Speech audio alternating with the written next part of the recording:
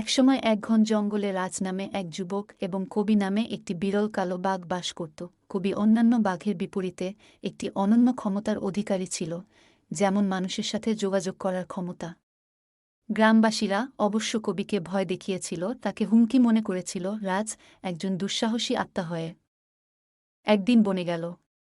আশ্চর্যজনকভাবে কবি মৃদু ভঙ্গিতে তার কাছে গেল। তারা গল্প এবং অ্যাডভেঞ্চার ভাগ করে একটি অসম্ভাব্য বন্ধুত্ব তৈরি করেছিল।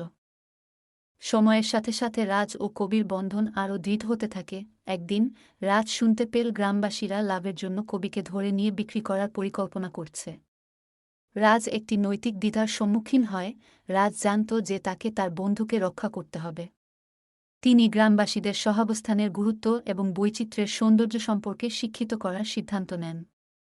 রাজের হৃদয়গ্রাহী কথা গ্রামবাসীদের স্পর্শ করেছিল এবং তারা তাদের পথের ত্রুটি বুঝতে পেরেছিল।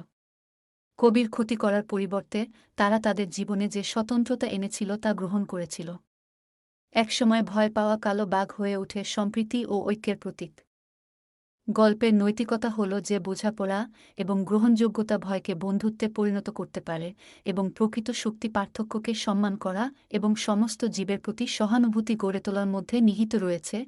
ভিডিওটি ভালো লাগলে চ্যানেলটি সাবস্ক্রাইব করুন এবং একটি লাইক দিন।